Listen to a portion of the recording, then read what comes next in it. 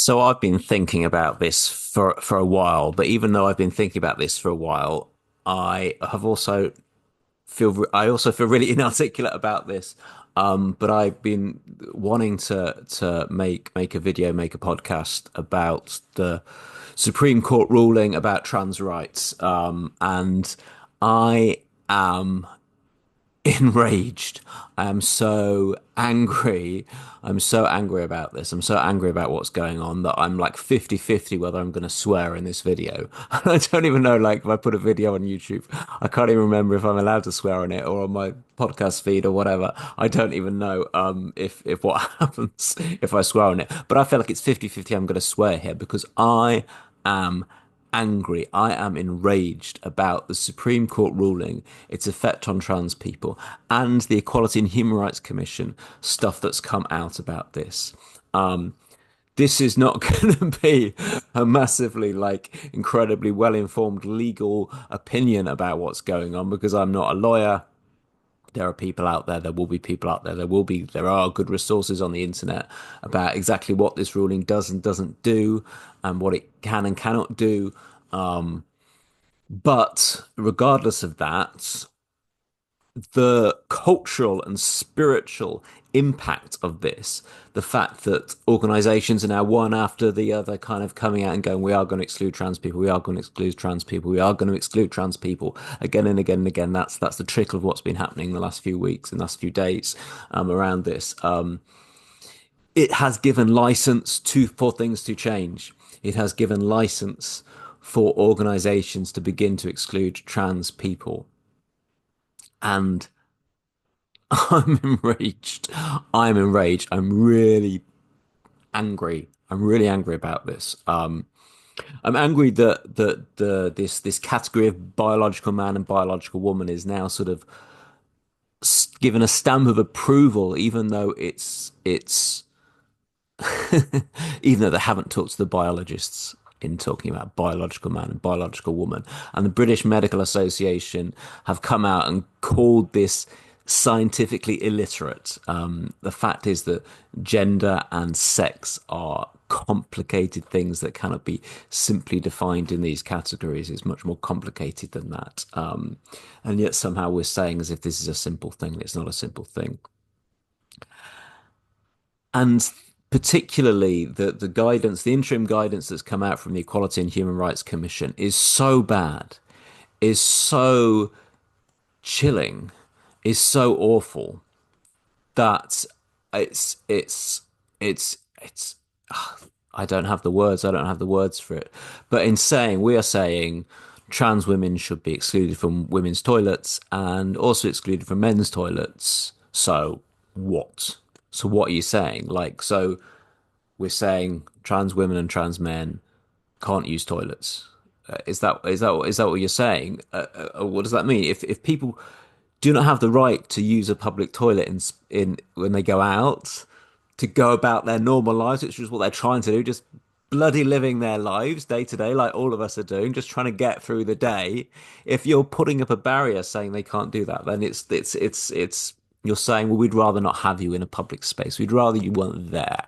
We'd rather you didn't exist, really.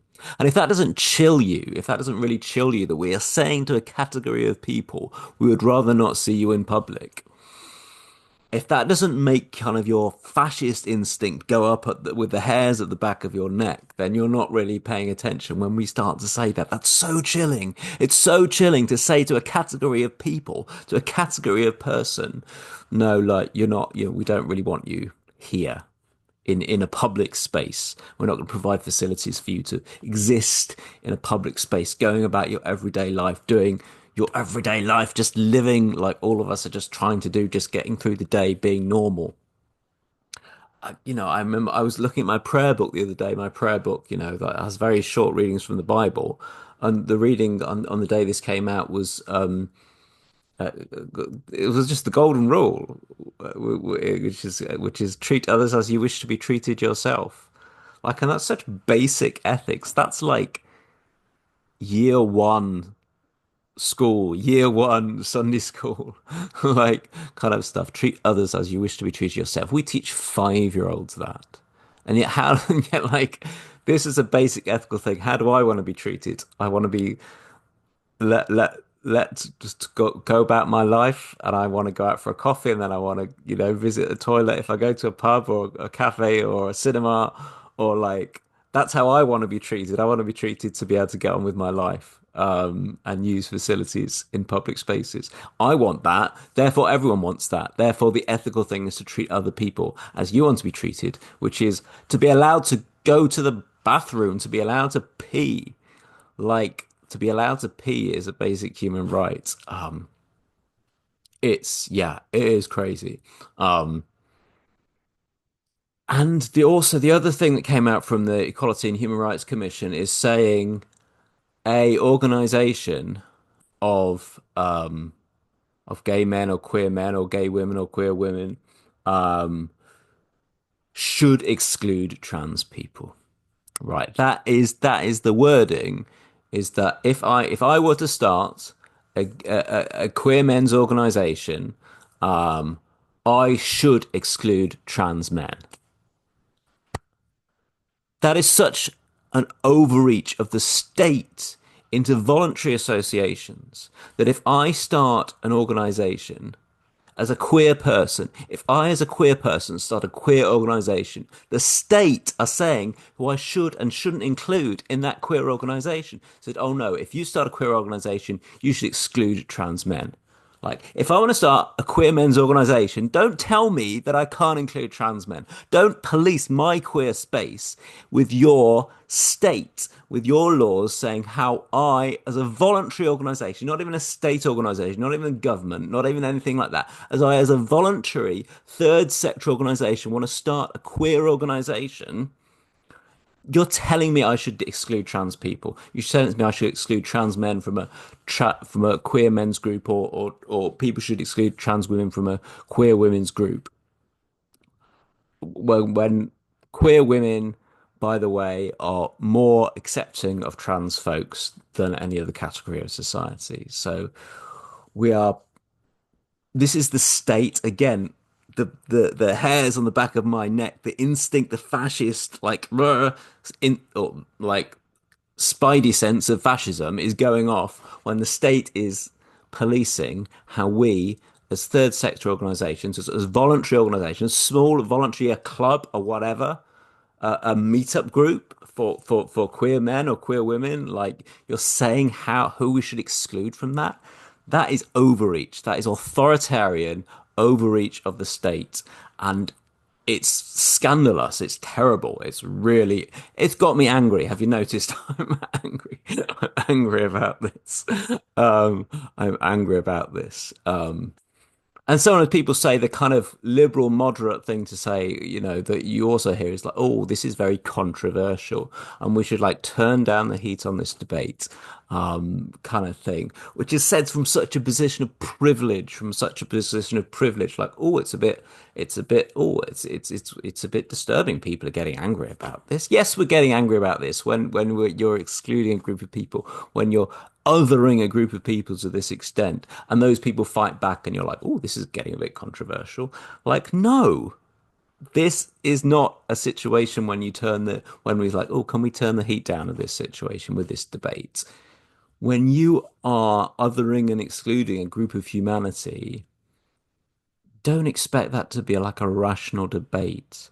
We can have a rational debate. We can turn the heat down on whether Star Trek is better than Star Wars. We can turn the heat down on that debate. We can say, let's not fall out over that. Let's not fall out over, I don't know, whatever, whether McDonald's is better than Burger King. I mean, whatever. Okay, let's turn down the heat on that debate. But when you're turning down the heat on a debate and you're saying to an other group of people, quieten down, and no, no, no, no, no, no quietening down.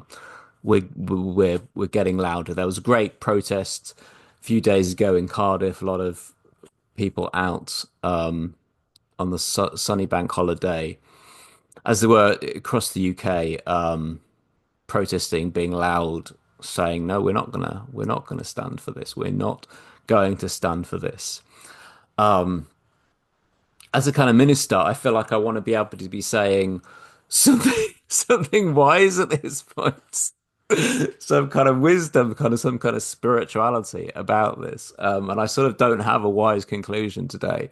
Um, I don't have a wise conclusion. I suppose my only kind of spiritual reflection in this is that it's okay to be in a place of rage because I'm in a place of rage about this, and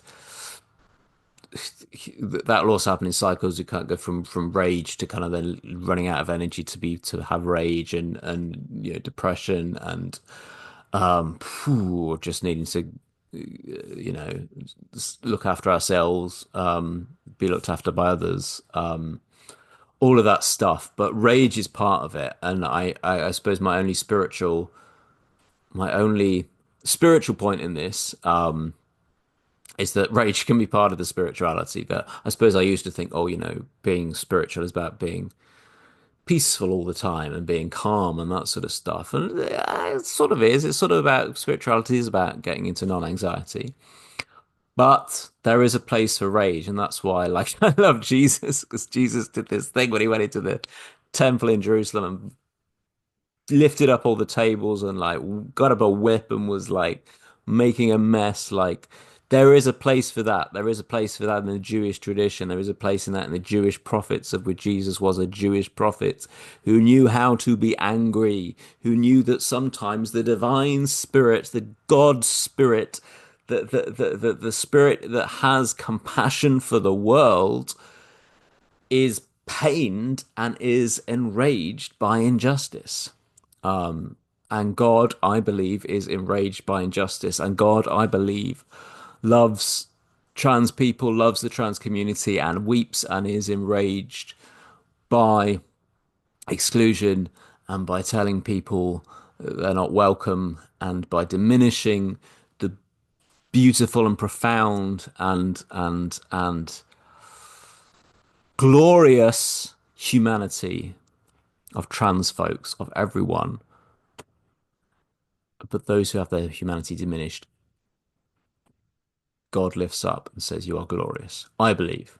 And if you don't believe that, that's fine. I'm not trying to impose that on anyone. But I'm saying,